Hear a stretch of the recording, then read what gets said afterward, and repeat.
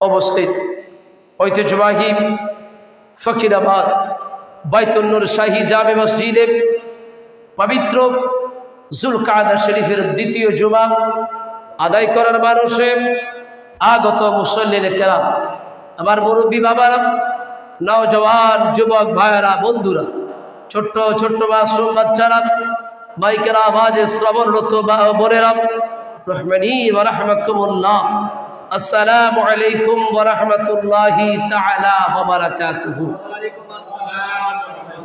আল্লাহর দরবারে শুকর গুজার করছি, আল্লাহ পাক রব্বুল আলামিন অনেক হাজীকে বিদায় দিয়ে, অনেক হাজীকে বিদায় দেওয়ার ইচ্ছার মধ্যে আমাদেরকে এই গরিবের হজের দিন, ঈদের দিন, এই বরকতময় জুমায় সমবেত হবার তৌফিক দান করেছেন।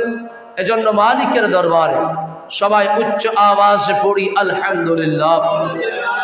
নবী পাকের দরবারে শুকর গুজার করছি যে রাসূল মকবুল, নবী আরবি, মক্কি, মদনী, হাশমি, মুত্তালিবি, কুরাইশ, যিনি আমাদেরকে আল্লাহর ঘর বাইতুল্লাহর গুরুত্ব বুঝিয়েছেন, সেই নবীর দরবারে শুকর গুজার করি। প্রত্যেকে মুহাব্বতের আওয়াজে পড়ি ইয়া রাসূলুল্লাহ। আসলে আমরা খুতবায় সংযুক্ত আয়াত যখন তিলাওয়াত করে বরকত হাসিল করি, সবাই পড়ি বিসমিল্লাহির রহমানির রহিম। আল হজ্জ আশহুরুন মা'লুমাত ফামান ফারাদা ফীহিন্নাল হজ্জ ফালা রাফাথা ওয়ালা ফুসুক ওয়ালা জিদালা ফিল হজ্জ। আলহামদুলিল্লাহ। 2 নম্বর সূরা, সূরা বাকারা শরীফের 197 নম্বর আয়াত আমরা তিলাওয়াত করলাম। আলহামদুলিল্লাহ। আল্লাহ বলছেন আল হজ্জু আশহুর মা'লুমাত, হজ হয় নির্ধারিত মাসে। ফামান ফারাদা ফীহিন্না, অতঃপর যে তার জন্য কর্তব্য মনে করে আল হজ্জ, হজকে, ফালা রাফাতা, সে যেন এই সময়ে স্ত্রী সম্ভোগ, ওয়ালা ফুসুকা, অন্যায় আচরণ, ওয়ালা জিদাল ফিল হজ্জ, এবং কলহ বিবাদ না করে। অর্থাৎ হজের সময় এই সকল ঝগড়া ফাসাদ, স্ত্রী সম্ভোগ, এগুলো যেন না করেন, যারা নিজেদের উপরে হজকে ফরজ করে নিয়েছেন। এই হচ্ছে আয়াতের স্বাভাবিক অনুবাদ। তো আমরা আজকে যেহেতু এরপরে আমাদের আর হজের আলোচনা নিয়ে আমরা আর আলোচনা করতে পারবো কিনা সেটা আমরা জানি না, সে কারণে আমরা আজকে আলোচনা শুনবো হজের ফজিলত। আজকে আমাদের মূল আলোচনার টপিকস হচ্ছে হজের ফজিলত। এই যে হজ, বাংলাদেশ প্রেক্ষাপটে 7, 8, 9, 10 লক্ষ টাকা খরচ করে আমরা আল্লাহর ঘরে হজে যাচ্ছি, কি ফায়দা হচ্ছে, বা এই হজ করলে ফায়দা কি, প্রফিট কি? কারণ আমরা যেহেতু প্রতিটা কাজে এখন লাভ খুঁজি, কেউ আমাকে একটা সালাম দিবে, সেখানেও আমি আমার একটা প্রফিটটা খুঁজি, আমি কারোর সাথে কথা বলবো, সেখানে আমার প্রফিট কি সেটাও খুঁজি। তো আল্লাহ পাক রব্বুল আলামিন বলছে যে তোমরা আমার ঘরে আসবে, দুয়ুফুর রহমান, তোমরা, আমি আল্লাহর মেহমান, তোমাদের লাভ ছাড়া কোনো ক্ষতি নাই। হজের ফজিলত, প্রথমত আমরা সুনানে তিরমিজি থেকে একটা হাদিস শুনব। আবওয়াবুল হজ্জ আন রাসূলিল্লাহ সাল্লাল্লাহু আলাইহি ওয়াসাল্লাম, বাবু মা জাআ ফি সাওয়াবিল হজ্জ ওয়াল উমরা, হাদিস নাম্বার 811। عن أبي هريرة رضي الله تعالى عنه قال قال رسول الله صلى الله عليه وسلم من حج فلم يرفث ولم يفسق غفر له ما تقدم من ذنبه। আল্লাহর নবী রহমতে দু আলম নবী নূর মুজাসসাম বলেন, আমার উম্মতেরা শোনো, যে ব্যক্তি হজ করেছে, রফাস, ফুসুক, যারা ঝগড়া ফাসাদ, কলহ বিবাদ, স্ত্রী সম্ভোগ করে নাই, গুফিরা লাহু মা তাকাদ্দাম মিন যামবিহি, হজ করার আগ পর্যন্ত তার কাছে যতগুলা গুনাহ ছিল, আমার আল্লাহ হজের বিনিময়ে ওই বান্দার জীবনের সব গুনাহকে আল্লাহ মাফ করে দেবে। এটি হচ্ছে হজের ফজিলত। হজ করলে ফায়দা কি? জীবনের সকল গুনাহ মাফ হয়ে যায়। আলহামদুলিল্লাহ পড়ে। যিনি হজ করেন তিনার একটা মিসাল রাসূল পাক হাদিসে পাকের মধ্যে দিয়েছেন। বুখারী শরীফ কিতাবুল হজ বাবু ফদলুল হজ্জিল মাবরুর হাদিস নাম্বার 1521।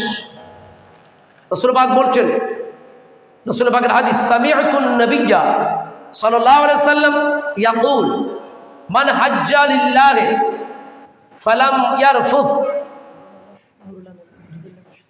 মসজিদ ফালাম ইয়ারফুথ ওয়ালাম ইয়াফসুক রাজাআ কায়ামা ওয়ালাদাতহু উম্মুহু। রাসূল বলছেন, যে ব্যক্তি হজ করেছে এবং হজের এই মৌসুমে স্ত্রী সম্ভোগ বা ফাসাদের মধ্যে জড়ায় নাই, ঝগড়া জাটিতে জড়ায় নাই, রাজাআ কায়ামা ওয়ালাদাতহু উম্মুহু, সে ব্যক্তি আল্লাহর রাসূল বলছেন, যে ব্যক্তি আল্লাহর জন্য হজ করেছেন সেই ব্যক্তি মায়ের গর্ভ থেকে যেইভাবে একটা বাচ্চা নিষ্পাপ হয়ে জন্মগ্রহণ করে, ওই ব্যক্তি এইভাবে নিষ্পাপ হয়ে আল্লাহর কাছে গ্রহণীয় হয়ে যাবেন। কি বুঝলাম? যিনি হজ করবেন তিনি মাসুম বাচ্চার মতন নিষ্পাপ, কোনো গুনাহ নাই, কোনো গুনাহ নাই, কোনো গুনাহ নাই। সন্তান যেমন মায়ের গর্ভ থেকে এসে নিষ্পাপ হয়ে জমিনে কদম রাখে, হাজি যখন হজ করে নিজ গন্তব্যের দিকে ফিরে আসে, রাসূল বলছেন, রাজা কায়ামা ওয়ালাদাত উম্মুহু, মায়ের গর্ভে থেকে বের হওয়া সদ্য ভূমিষ্ঠ সন্তানের মতন ওই হাজিকে আল্লাহ মাসুম করে দেন। সুবহানাল্লাহ বলে। হজের বিনিময় কি? বুখারী শরীফ আবওয়াবুল উমরা বাবু উজুবুল উমরাতা ওয়া ফাদলিহা হাদিস নাম্বার 773 হাদিস নাম্বার 1773। عن ابي هريره رضي الله تعالى ان رسول الله صلى الله عليه وسلم قال العمره الى العمره كفاره لما بينهما। আল্লাহর নবী দু জাহানের বাদশা নবী মদিনার সুলতান এলান করে দিলেন, এক উমরা থেকে আরেক উমরা, একজন মানুষ উমরা করেছে, একই মানুষ আবার যখন উমরা করবে, এই আল উমরাতু ইলাল উমরাতে, উমরা থেকে উমরা, কাফারা লিমা বাইনাহুমা, মাঝখানে যা গুনাহ হবে আমার আল্লাহ এগুলাকে মাফ করে দিবেন, উমরাকে কাফারা হিসেবে গ্রহণ করা হবে।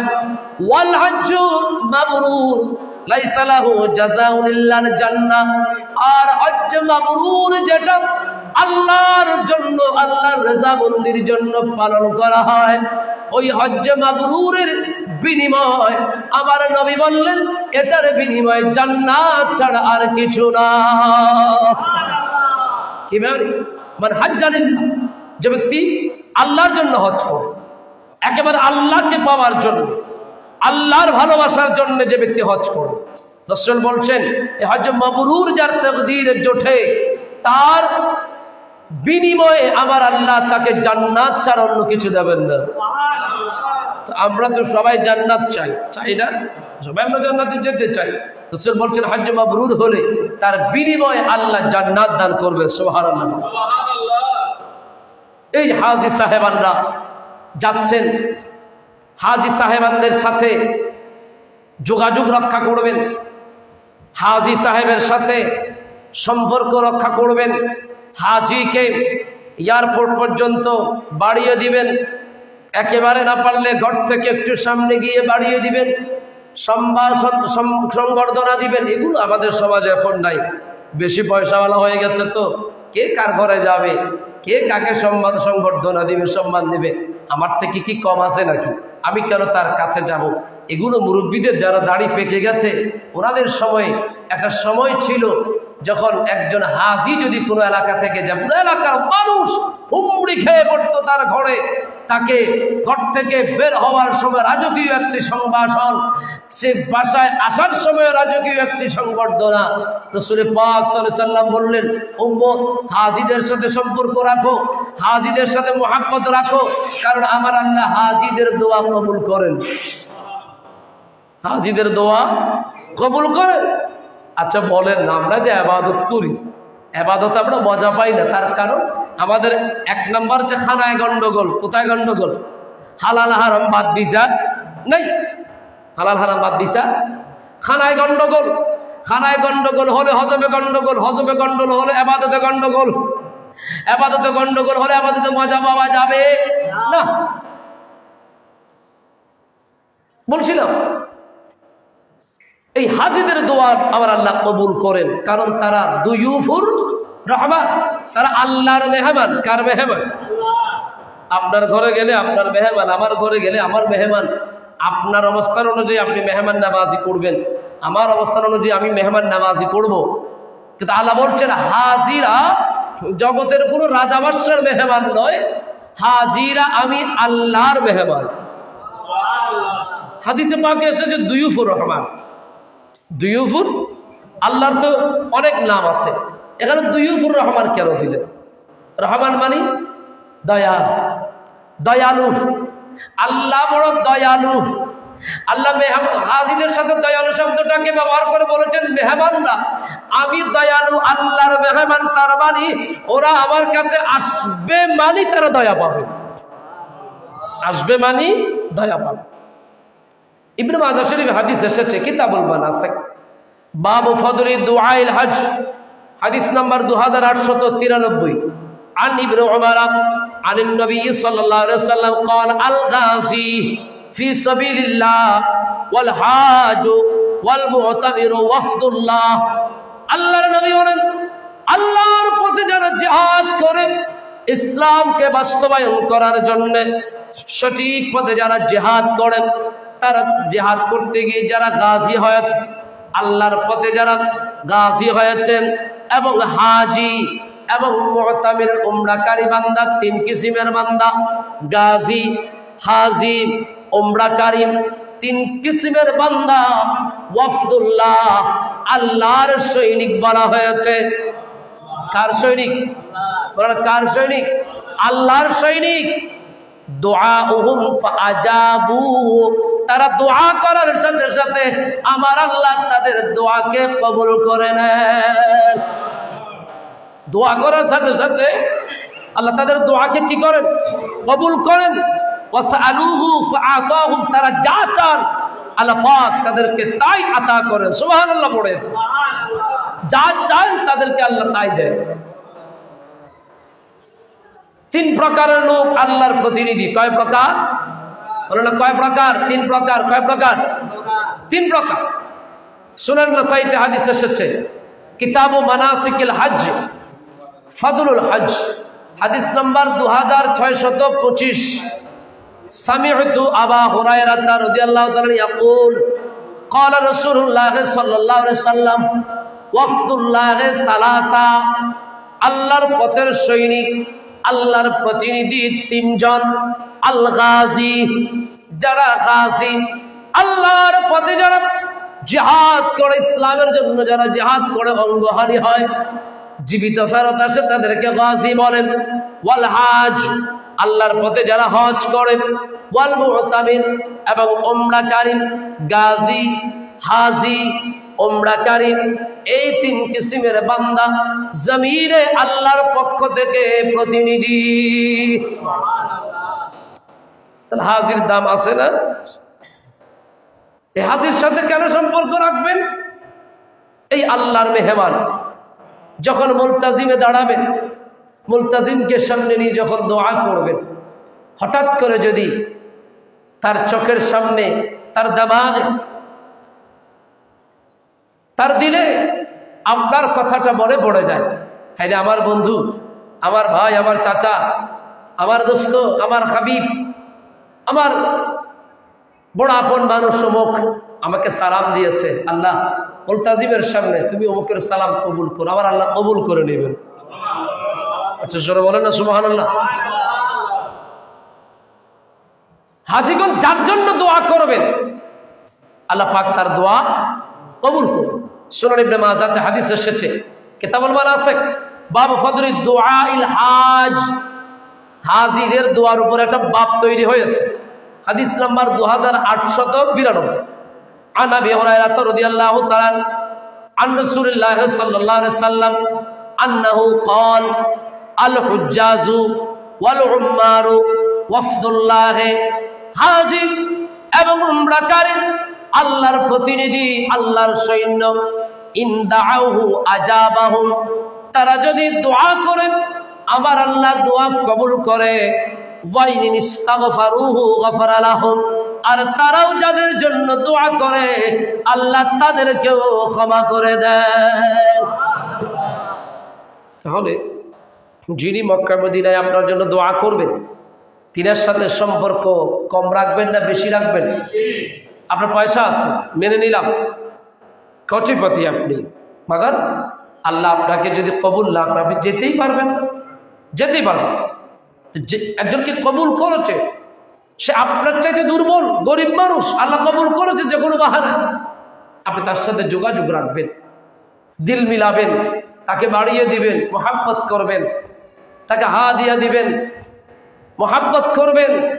সে যদি আল্লাহর ঘরে গিয়ে আপনার জন্য দোয়া করে, হজের মৌসুম, ভিক্ষা বিতরণের সময় চলছে, অবারিতভাবে আল্লাহ বান্দাদেরকে দান করবেন, সে যদি আপনাকে দিলের মধ্যে খেয়াল করে আরাফার ময়দানে গিয়ে,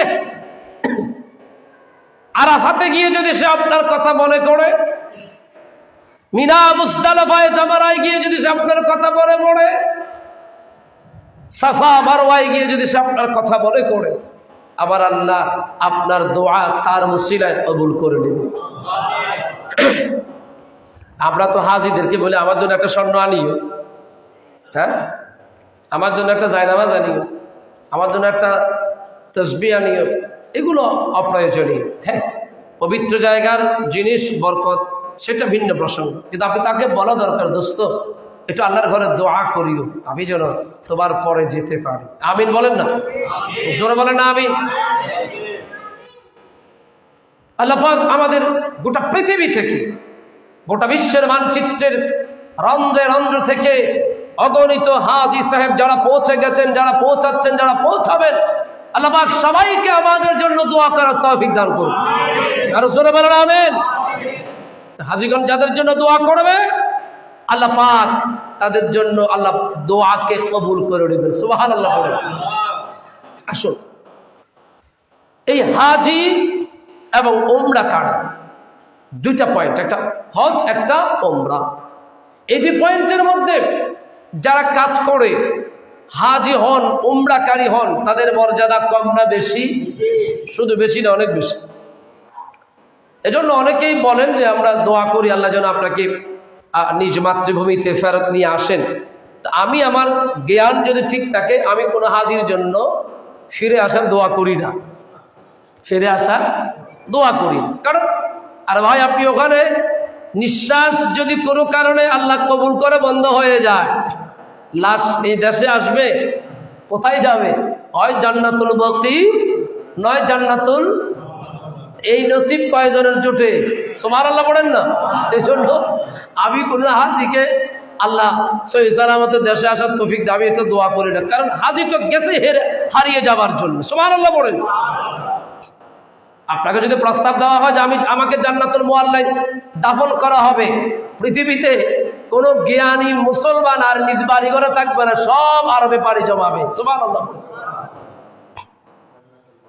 হাজিতে, হাজি হজ অবস্থায়, উমরা অবস্থায় যারা ইন্তেকাল করেন, বিশ্বাস করেন যে কবার গিয়েছি, হিংসা হয় এদেরকে দেখলে। নবী পাকের রওজা শরীফ, হেরাম শরীফ নামাজের শেষে 2 জন 3 জন 4 জন একসাথে লাশ আসে, ওর একটা হিংসা হয়। আমি যদি মরে যেতাম, একদিন তো মরে যাবো নাকি? এত হিসাব নিকাশ যে করতেছেন, হিসাব ঠিকবে না। এত হিসাব আপনি কষে শেষ করতে পারবেন না তো, পারবেন না। হিসাব কষে শেষ করার আগেই আপনার জীবনের প্রদীপটা নিভে যাবে, আপনি চিন্তাও করতে পারবেন না। এই যে কিছুদিন আগে কি একটা ছেলে মারা গেল যে আমাদের 14 গ্রাম কুমিল্লা রোডে, কি নাম?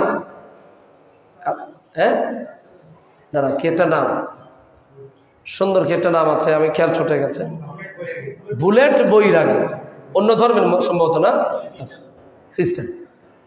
যেই রোডে এই দুর্ঘটনাটা ঘটেছে, একই রোডে আমার জীবনের একটা স্মৃতি আছে। আপনারা তো হুজুরদেরকে পয়সা দিতে চান না, দিলে আপনাদের কমে যাবে। যারা এই চিন্তা করেন তাদের ভাণ্ড সারা জীবন আল্লাহ কমের মধ্যে রাখবে। হুজুরদেরকে হাত দিয়ে দিলে আপনাদের কমে যায়। আমি তখন সিঙ্গেলে যেতাম প্রোগ্রামে, কাউকে নিতাম না সাথে, খুব সিম্পল, অনেক বছর আগের কথা। তো আমি ওইদিকে আমাদের নাঙ্গল কোচের ওইদিকেই একটা প্রোগ্রাম করে বাই রোডে 14 গ্রাম উঠেছি। সেখান থেকে একটা মাইক্রোতে উঠেছি, ফেনী আসবে। ওটা যে প্রতারক চক্র বা হাইজ্যাকার ছিল সেটা আর বুঝে উঠতে পারি নাই। পিস্তল ঠেকিয়ে আমার যা ছিল, ব্যাগ, মোবাইল, সব কিছু ছিনিয়ে নিয়েছে। আপনি কি মনে করেন হুজুর হিসেবে আমাকে একটু আই লাভ ইউ বলেছে? কিছু পিঠা দিছে কিনা? খাইছি তো, শুধু হালকা পাতলা নয়, আমার এখনো সেই দৃশ্যগুলো মনে পড়ে। খুব মারছে আমাকে। ইন্ডিয়ার বর্ডারের পাশাপাশিতে একটা নির্জন জায়গা আছে, ওইদিকে নামিয়ে দিয়েছে। একা মানুষ, কিচ্ছু নাই। সেই দিনের কথা মনে পড়লে আমার এখনো ভয় করে।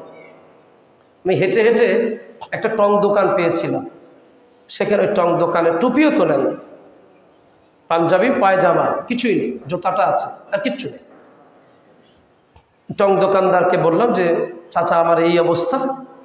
তো উনিও প্রথমে আসলে বিশ্বাস করতে চাচ্ছিলেন না, কারণ দুনিয়াটাই তো প্রতারকে ভরে গেছে।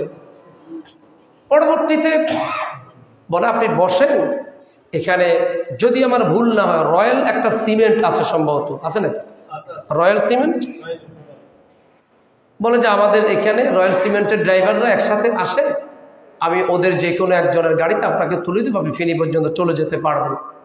আমাকে ভদ্রলোক চা খাইয়েছে বিস্কিট দিয়ে, আমার মনে পড়ে। এরপরে একটা রয়্যাল সিমেন্ট গাড়ির ড্রাইভার এসেছেন, তাকে বললেন, আল্লাহর হয়তো দয়া হলো, মানুষের হয়তো দোয়া আছে, উনি আমাকে ওনার গাড়িতে করে ফেনী স্টারলাইন কি বলে এটাকে, দুটো তেলের ডিপু, মানে পাম্প স্টারলাইন পাম্পে এনে আমাকে নামিয়ে 200 টাকা দিয়ে বলেছেন আপনাকে আমি আরেকটা গাড়ি ধরাই দিচ্ছি, ফেনী টাউনে যাবেন, সেখান থেকে আপনি চলে যাবেন। 500 টাকা? জি 200 টাকা দিয়েছেন, বলে আপনি শহরে চলে যেতে পারবেন। আমি শহরে আসলাম, এখান নেমে একটা সিএনজি নিয়ে বাসায় ঢোকে আমার পরিবার থেকে ভাড়া নিয়ে সিএনজি ভাড়া দিয়েছি। শোনেন, আমাদের দোয়া কেন কবুল হয় না জানেন? আমরা আলেম ওলামাকে ইজ্জত করতে জানি না। আমরা ইজ্জত করতে জানি না, আমরা মনে করি আমরা পয়সা দিচ্ছি, করতে জানি না। আপনি আলেম ওলামাকে নিজের পরিবারের সদস্য মনে করেন, আল্লাহ আপনাকে অবারিত নিয়ামত দান করবেন। করে দেখেন। আমাদের প্রত্যেকের জীবনের সাথে কিছু না কিছু কষ্ট ইতিহাস জড়িত আছে। আমি এখনো সেই রয়্যাল সিমেন্টের ড্রাইভারটাকে খুঁজি 200 টাকা দেওয়ার জন্য। অনেক ড্রাইভার দেখা হলে শুধুই বলি আমি তার নাম জানি না, কিন্তু সেদিন এই মানুষটা আল্লাহর পক্ষ থেকে ফেরেশতার মতন এসেছেন, আমি সহযোগিতা পেয়েছি, মৃত্যু থেকে ফিরে এসেছে। আলেম ওলামার জীবনটাকে তো সহজ মনে করেন মিয়া। আরেকবার আমাদের তাহিরির সাথে মাহফিল করতে গিয়ে ট্রেনের মধ্যে মলম পার্টির খপ্পরে পড়েছিলাম। আমি 1 সপ্তাহ পর্যন্ত কাউকে চিনি নেই, পরিবার মা বাবা কাউকে চিনি নেই, কাউকে চিনি নেই। হাজব্যান্ডের শরীফ থেকে ওনাকে পাক গিয়েছে আমাকে দেখার জন্য, ওনাকেও চিনি নেই। এতটুকুন সেন্সলেস হয়ে গিয়েছিলাম। এগুলো আমাদের জীবনের কষ্ট, আমরা বলতে চাই না। বললে আপনারা বলুন হুজুর শুধু ভেসা বোঝে। কি দিবেন আপনি? কি দেন? কি দেন? আমাদের কষ্টগুলো আমরা কাউকে বলি না। আল্লাহ কাছে এতটুকুই শুকরিয়া যে আল্লাহ সম্মানের সাথে জীবনটাকে চালিয়ে দিচ্ছে। আমি ওই কথাটা এই কারণে বললাম, আপনাদেরকে সাক্ষী করলাম, ওই রয়্যাল সিমেন্টের ড্রাইভার আমার থেকে 200টা টাকা পাবে, ওই টাকাটা আমি এখনো দিতে পারি নাই। আমার বড় ভয় হয় কবরে গেলে আমি এই 200টা টাকার হিসাব আল্লাহকে কিভাবে দেব। এটাই বলছি আপনাদেরকে, জীবন আপনার প্ল্যানিং অনুযায়ী চলবে না। জীবন চালান যিনি, তিনি কে? আপনার প্ল্যানের মধ্যে আগুন ধরিয়ে তছনছ করে দিবে, আপনার যেই পরিকল্পনা তছনছ করে দিবে। সেজন্য আমি আপনাদেরকে একেবারে সাজেস্ট করবো, ফেনী থেকে এই আমাদের কুমিল্লা রোডে, চৌদ্দগ্রাম রোডে কোনো প্রাইভেট কারে কোনো হাইসে উঠবেন না। এটা বড় মারাত্মক দুর্ঘটনা এরিয়াটা, এটা একদম ক্লিয়ার বলে দিলাম আপনাদের, উঠবেন না, বড় মারাত্মক। এই রোডটা এখনো পর্যন্ত ভালো হয় নাই। আমার বাড়ি তো পাশেই নাঙ্গলকোটে, আমি জানি এই রোডটা বড় খতরনাক রোড। আল্লাহ পাক আমাদের জীবনকে হেফাজত করুন। ফেরেশতা এসে, শয়তান এসে করে নাই আমার ছেলে, আপনার ভাই, আপনার ভাগিনা, আপনার নাতি এই কাজগুলো করছে।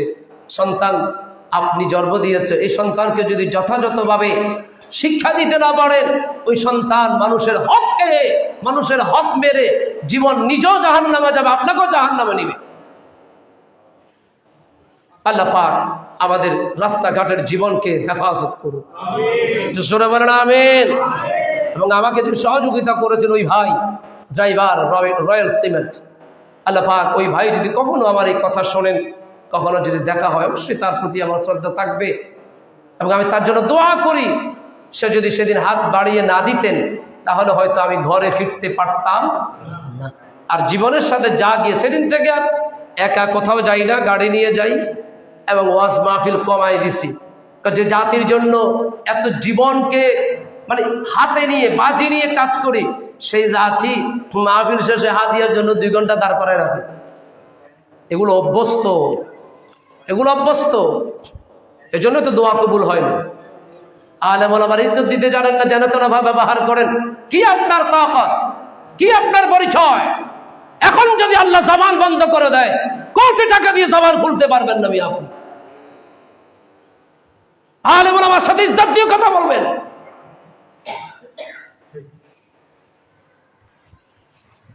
সে যাই হোক, ইজ্জত দিয়ে কথা বলবেন আলেম ওলামা।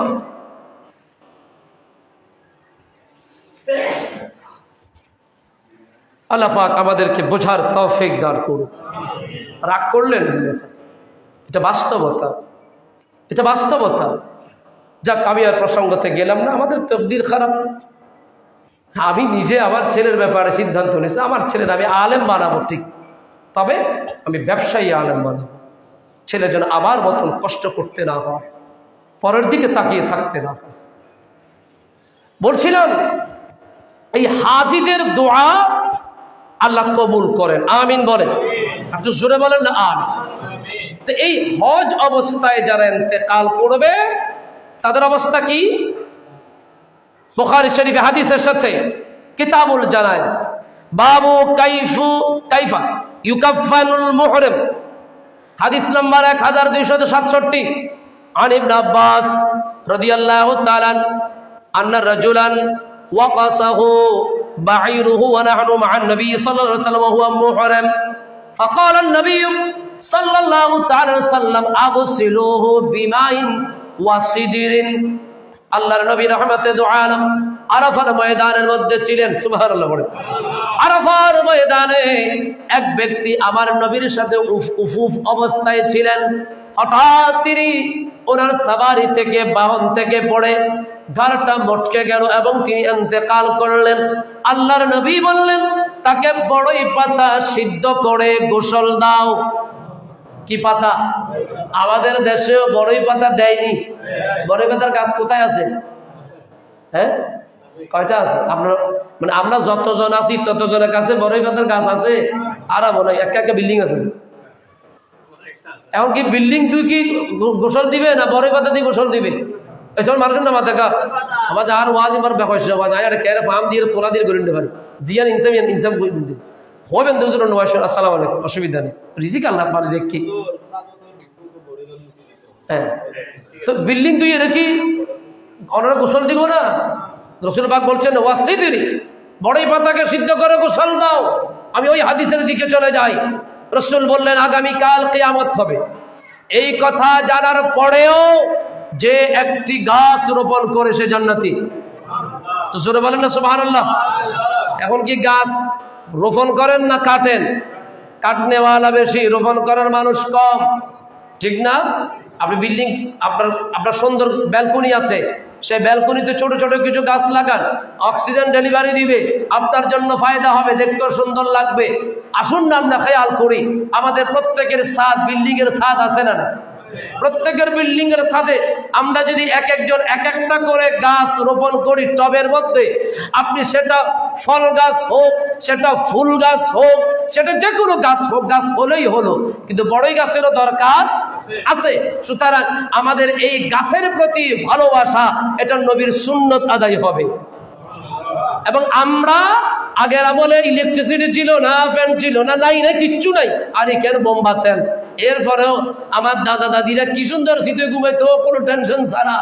আর এখন এত কিছু থাকার পরেও আইপিএসও আছে, কারেন্টও আছে, এরপরে ফ্যানের বাতাস লাগে না। কারণ কি? গাছ নাই। কারণ কি? গাছ নাই। সুতরাং গাছ লাগানোর দরকার, জোরে বলেন আছে কি না? আল্লাহ পাক আমাদেরকে গাছ লাগানোর তৌফিক দান করুক। বলছিলাম ওয়াসিদিরিন, বড়ই পাতাকে সিদ্ধ করে গোসল দাও। ওয়াকাফিনুহু ফি সাওবাইনে, দুটি কাপড় দাও। কয়টি কাপড়? দুটি কাপড় দাও। ওয়ালা তুমিসুহু তিবা ওয়ালা তুখাম্মিরু রাসুহু, তার মাথা এবং তার মুখটাকে খোলা রাখো। ফাইন্নাল্লাহ ইয়াবআতুহু ইয়াওমাল কিয়ামাতে মুনাব্বিয়ান, আল্লাহ পাক কিয়ামতের ময়দানে তাকে তালবিয়া পাঠ করা অবস্থায় তুলবেন। জোরে বলেন না সুবহানাল্লাহ।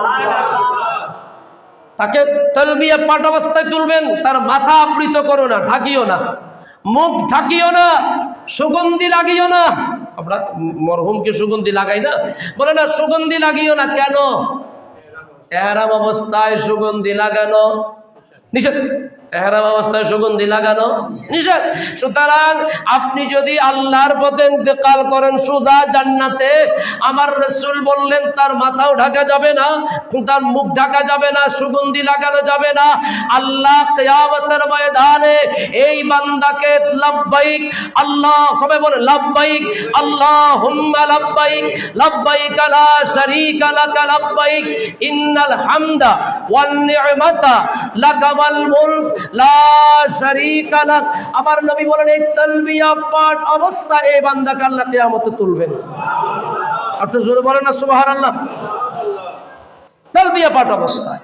তাহলে হাজির গুরুত্ব আছে না নাই? উমরাকারীর গুরুত্ব আছে না নাই? আল্লাহ আমাদের সবাইকে হজ করার তৌফিক দান করুন। আচ্ছা, হজ কারা করবেন?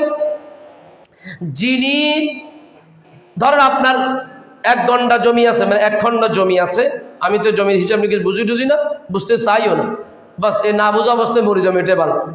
ধরেন আপনার একটা জায়গা আছে, সেই জায়গা থেকে কিছু অংশ বিক্রি করে আপনি চাইলে আল্লাহর ঘরে চলে যেতে পারবেন, এবং বাকি অংশতে দিয়ে আপনি আপনার পরিবার পরিজনের ভরণ পোষণ চালাতে পারবেন। তাহলে আপনার উপর হজ ফরজ। আপনার ব্যবসায়িক কিছু জিনিসপত্র আছে, কিছু অংশকে বিক্রি করে আপনি হজ করতে পারবেন। বাকি অংশ থাকা অবস্থায় হজ থেকে এসে বাকি অংশ দিয়ে আপনি আপনার জীবন পরিচালনা করতে পারবেন। আপনার উপর হজ ফরজ। আপনার উপর হজ ফরজ। তো এই হজ ফরজ হওয়ার পরে যদি হজ না করেন, কি বলছেন? তাফসীর ইবনে কাসিরের মধ্যে এসেছে, প্রথম খণ্ড 578 পৃষ্ঠাতে, সামর্থ্য থাকার পরেও যিনি হজ করলেন না, তিনি কি ইহুদি না খ্রিস্টান, এটা নিয়ে আমার আল্লাহর কোনো চিন্তা নাই। নাউজুবিল্লাহ বলেন। সামর্থ্য থাকার পরেও যিনি ফরজ হজ আদায় করলেন না, তিনি কি ইহুদি না খ্রিস্টান, আমার আল্লাহর পরোয়ার করার কোনো দরকার নাই। তার মানে আমার আল্লাহ এটাকে বর্তমানাই দিচ্ছেন, হজ করার পর সামর্থ্য থাকার পরে তুমি আমার ঘরে আসলে না, তো তোমার সাথে আমার কোনো সম্পর্ক। ছেলে মেয়ের হক আগে নিজের আমলনামা ঠিক করেন, ছেলে মেয়ের হকে চিন্তা করুন। আগে নিজের কবরে যান, নিজের কবরে কিভাবে শান্তিতে থাকবেন খেয়াল করেন। কথা বলেন। অনেকে বলছেন হুজুর আমার মা বাবাকে আগে পাঠাবো, তো মা বাবাকে পাঠাতে পাঠাতে আপনার হজ ফরজ হওয়ার পরে আপনি যদি হজটা করতে না পারেন গুনাহগার হবেন কি হবেন না? সম্ভব হলে একসাথে চলে যাবেন, না হলে আগে নিজেরটা আদায় করে ফেলবেন, আল্লাহর সাথে ঠেক দিয়েন না।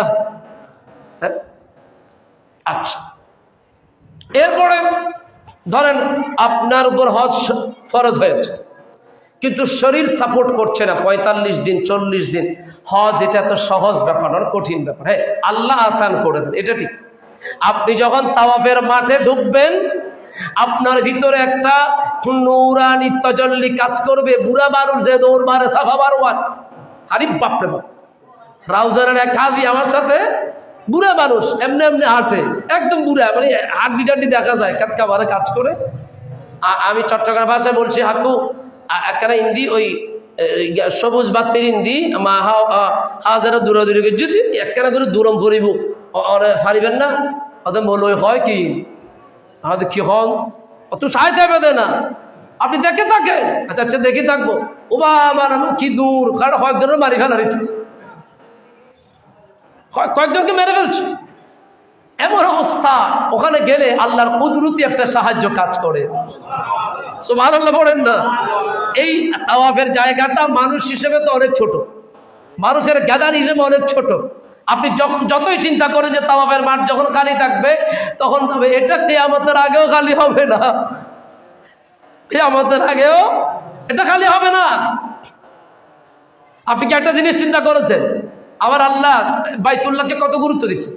সবাই যখন আরাফার ময়দানে, কেউ কিন্তু আর যারা হজ করবে আরাফার ময়দানের অষ্টমী 8 তারিখে, সেদিন আরাফা, যেদিন আরাফা ইয়ম আরাফা, কেউ কিন্তু আর হেরমের মধ্যে থাকতে পারবে, তার মানে কি সেদিন তাওয়াফ বন্ধ, ঠিক না? না না না না, আমার আল্লাহ ওই যে স্থানীয় যারা আছে আল্লাহ তাদেরকে, তাদের উমরা দিয়ে তাদেরকে যারা তাওয়াফ করাচ্ছেন, তাওয়াফ এক মুহূর্তের জন্য বন্ধ নাই। এটা এমন একটা ঘর যেই ঘরের প্রত্যেক মুহূর্তের জন্য বন্ধ হবে না।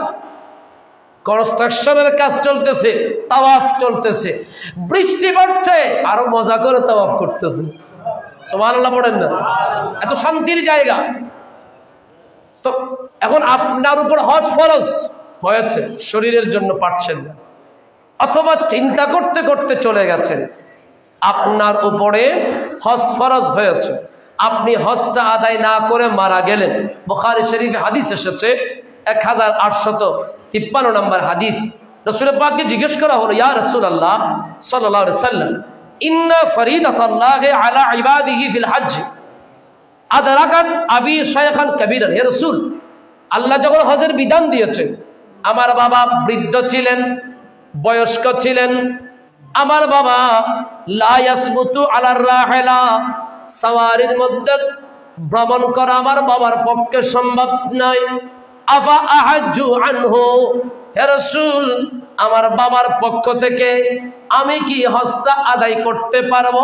ক্বালা নাআম ওয়াদালিকা ফি হাজ্জাতুল ওয়াদা, এটা ছিল বিদায় হজের ঘটনা। আমার নবী বললেন, তোমার বাবা যেহেতু শারীরিকভাবে সক্ষম নন, তোমার বাবার পক্ষ থেকে তুমি তোমার বাবার হজটাকে বদলি হজ হিসেবে আদায় করে নাও, তাহলে তোমার বাবার ওই হজ আবার আল্লাহ কবুল করে নিবেন। অনেক সন্তানরা আছে, মা বাবা মারা যায়, সম্পদ রেখে যায়, ওই সম্পদ থেকে প্রথম কাজ ঋণটাকে, মা বাবাকে ঋণ থেকে মুক্ত করা, ওই সম্পদ বিক্রি করে হোক, যে কোনোভাবে মা বাবাকে ঋণ থেকে মুক্ত করা। দোস্ত সাবধান, সতর্ক। 1 পয়সা বাংলাদেশি টাকায় 1 পয়সার কয়েন না থাকলেও একটা পয়সা বান্দার হক নিয়ে যদি কবরে যান, জান্নাতের ছিটে ফোটাও আপনাকে গৌসে বাগও দিবে না, খাজা বাবাও দিবে না, গৌসুল আজম মেজবান্ডারিও দিবে না, শাহিন শাহ সিরিকুটও দিবে না। ফরের হক, এটা ফরের হকের সাথে হিসাব। এই চ্যাপ্টারের সাথে আল্লাহর ওলি আহলুল্লাহদের কোনো সম্পর্ক নাই। তাহলে আপনি আপনি সবসময় আল্লাহর কাছে দোয়া করবেন, আল্লাহ আমি যেন মানুষের ঋণগুলা পরিশোধ করে যেন মরতে পারি। আল্লাহ আমার কাছে যেন বান্দার কোনো হক না থাকে, তোমার হক থাকুক, তুমি আমার মাফ করবে, এটা আমি জানি, এটা আমার বিশ্বাস। বান্দার কোনো হক আল্লাহ আমার মধ্যে রাখিও না। আমিন বলেন, আর জোরে বলেন আমিন।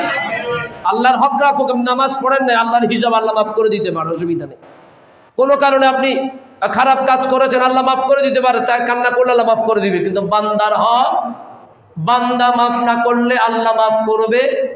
আমার কাছে পাইতেন 10 টাকা, কয় টাকা? বাংলাদেশি টাকা, সর্বনিম্ন টাকা 2 টাকা আছে। 2 টাকা আছে নাকি বাজারে? 2 টাকা। আপনি যদি কিয়ামতের ময়দানে আল্লাহর কাছে আরজি করেন, আল্লাহ আমি আমাদের খতিবের কাছ থেকে 2 টাকা পাইতাম, তো আমাকে আনা হবে আপনার সামনে, কি খতিব ওনার টাকা দেন নাই যে, আল্লাহ আমি ওইটাতে হয়তো ভুল করেছি, এটার বিনিময়ে আমার ভাই যা চাই আমি তা দিব। রসুল বললেন ওই 2 টাকা পাওনাদার বলবে, আল্লাহ ওর যত আমল আছে সবগুলো আমাকে দিয়ে দিতে বলেন। মাত্র কয় টাকা? কয় টাকা? কোন যুক্তি তর্ক অজুহাত উকিল আমলা চলবে না, সব আমল দিয়ে আমি জান্নাতি মানুষ, জাহান্নামে চলে যেতে হবে। নাউজুবিল্লাহ বলেন। রাসূল পাক সাল্লাল্লাহু আলাইহি ওয়াসাল্লাম বললেন তুমি তোমার বাবার পক্ষে বদলি হজ আদায় করো। এজন্য আপনারাও চেষ্টা করবেন। বাবা চলে গেছে, মা চলে গেছে, চাইলে পারতেন আল্লাহর ঘরে পাঠাতে, হজ করাতে, উমরা করাতে, চলে গেছে, তার পক্ষ থেকে অন্য কাউকে বদলি উমরা বদলি হজ করাই নেবেন। আল্লাহ পাক আপনার বাবার হককে, মার হককে এই হজ বা উমরাকে আল্লাহ কবুল করে নেবেন। আরো জোরে বলেন আমিন। তাহলে আমি যে কথাটা বলতে চাচ্ছিলাম, এই হজের ফজিলত নিয়ে আমরা কথা বলতে গিয়ে অনেক কথা বলে ফেললাম। এই হজ এটা তাকদীরের ব্যাপার। কিসের ব্যাপার? তাকদীরের ব্যাপার। আপনার কাছে পয়সা থাকলে আপনি যেতে পারবেন না, দেখা যাবে যে ডাক্তার আপনাকে আনফিট বলছে। আপনার কাছে পয়সা থাকলে আপনি যেতে পারবেন না, দেখা যাচ্ছে আপনার অন্য কোনো সমস্যা আছে, আপনাকে আল্লাহ ডাকতে হবে, ঠিক না? আবুলাইয়ে খেলাবত জন যায়, মক্কা জন্য যায়, আবুলাইয়া কথা না, আবুলাইয়া কথা না, বিয়ের মধ্যে আবুলাইয়া কথা যাবে, আবুলাইয়া খেলাবত জন যায়, মক্কা জন্য যায়, বোলানে ওয়ালা আল্লাহ যাকে বোলাবে ডাকবে সেই যেতে পারবে। আল্লাহ আমাদের সবাইকে তোমার ঘরে মেহমান হিসেবে কবুল করো। আমিন। আমাদের কয় তারিখ? এই আগামী এই 13 তারিখে আপনার পরিবার আর কি? আচ্ছা আচ্ছা, আমাদের মুসা সাহেবের পরিবার যাচ্ছেন, আমাদের সমাজ, আমরা সবাই মিলে আজকে ওনার জন্য দোয়া করি। একত আল্লাহ যেন ওনাকে কবুল করে, আমিন বলেন। দ্বিতীয়ত উনি যেন আমাদের সবার জন্য দোয়া করতে পারে। আল্লাহ পাক এই কাজটা যেন সুন্দরভাবে আদায় হয়। হাজী সাহেব যেন আমাদের জন্য দোয়া করে, আল্লাহ পাক সে তৌফিক দান করুন, আমিন। টিপু ব্রেন ক্যান্সার আক্রান্ত, দোয়া চেয়েছেন। নুরুল আমিন প্রবাসী মসজিদের 500 টাকা দিয়েছেন। মৃত ওসমান গনি মসজিদের জন্য কিছু হাদিয়া পাঠিয়েছেন। আল্লাহ ওনাদের খেদমতকে কবুল করুক। বাস আজকে এতটুকুই। হজ হাজি যেখানে যেভাবে পাবেন। হাজির গাড়ি যাচ্ছে না, অনেকে এয়ারপোর্টে যায় মোটামুটি বড় গাড়ি করে, লেখা থাকে হাজির, মানে হাজি যাত্রী বা এইভাবে লেখা থাকে। দূর থেকে গাড়িটা দেখেছেন, একটু সম্মান করবেন। ওই হাজিকে ইজ্জত করলে আমার আল্লাহ ইজ্জত বাড়াই দেবে। আপনার পাশে কেউ হজে যাচ্ছে, তাকে একটু দেখে আসবেন, হাদিয়া দিবেন, ভাই আমার জন্য একটু দোয়া করিও, আমার জন্য একটু আল্লাহর ঘরে একটু কাঁদিও, দেখবেন